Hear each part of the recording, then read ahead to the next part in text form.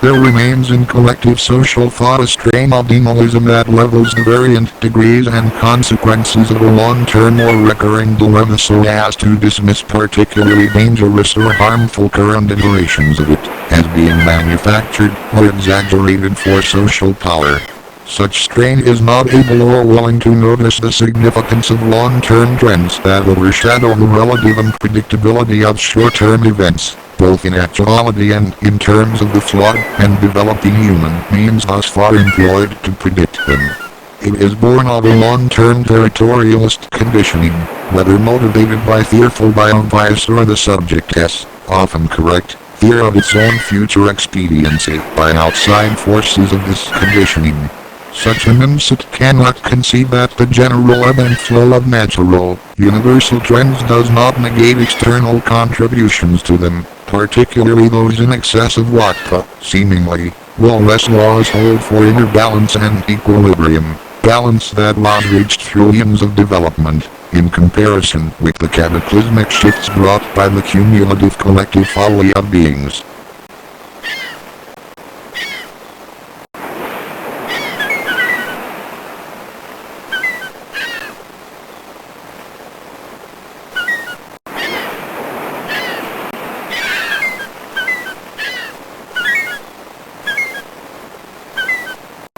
This ire of perceived threats to being is largely disingenuous, because they pertain mainly to convenience, however subconsciously, with the justification that threats to this are but starting points for later violations of dignity and right, which the world-alert nihilist is still content to ignore or simply deny to supposed categorical lessers. World-alert nihilism is an expression of a subconscious need to continue to live on the boards of historical hegemony and general comfortable expanse, but in many cases it can seldom express this for fear of being revealed in its full nature before a multitude of beings who have, by varying degrees, not yet been conformed by force of mental conditioning or sheer brutality to the ultimate malign thought form that the world-alert nihilist is generally prey to, which is the blight just as essence, generally erosive in nature. Deeper still, such nihilism can scarcely reveal its own full ramifications to itself, for its investment in its own ego hinges in the spurious notion of an innate,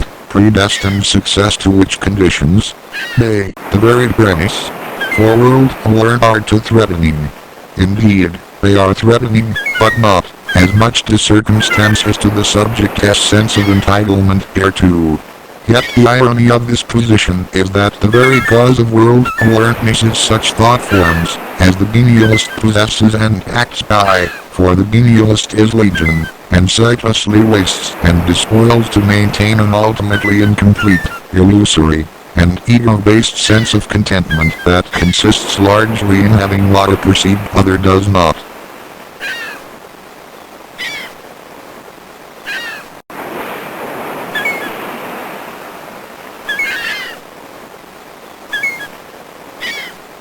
In essence, the world-alert nihilist lives on a subconscious terrain of thought that may functionally drive them but leaves them disconnected from the world essence that may furnish them. Even if the incomplete version of such awareness drives a particular, more potent and outwardly obvious misery that is thereby mistaken by blight gestion subjects such as the world-alert nihilist for the icon of world-alertness and thus also its supposed folly. Often when a people's demand for justice becomes great, it is co-opted by a branch of the blight just, usually saturation, to mitigate and profit from it so as to stay brutally atop its subjects, whereupon it is often pointed out by its erosive element as proof of the hollowness of the light cause itself. The notion of lesser conditions for other beings in the one hand inspires the world-alert nihilist, but also threatens them when expanded to the world stage to what could have, but for the tides of circumstances, in their own sorry lot. The combined paralytic guilt of this subconscious awareness and insecurity at the impending deprivation of their present means is enough to elicit raging malice.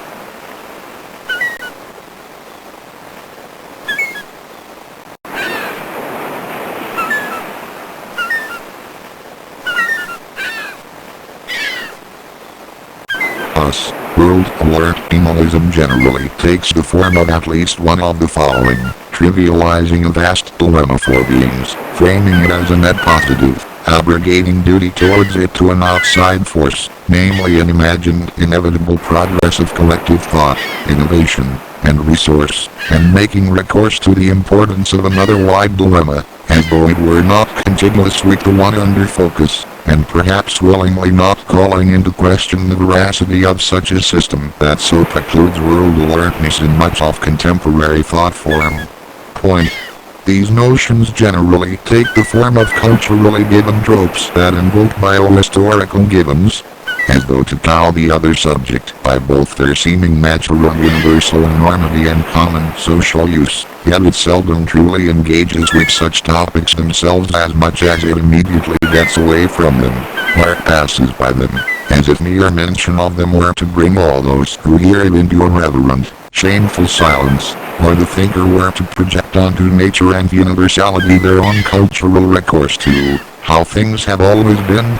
even never minding the irrelevance of such a canard to the net consequences of human trajectory over centuries and the according shifts in need. This is disingenuous, and also neglects the extent to which collective mindful practice of stewardship, world care, and synergetic relationship with surroundings of all forms can elevate beings beyond the key issue that would motivate such a practice. This practice would ultimately help relieve many contradictions, including those which afflict the world alert nihilist and to which it wrongfully responds in part by becoming who they are in the first place.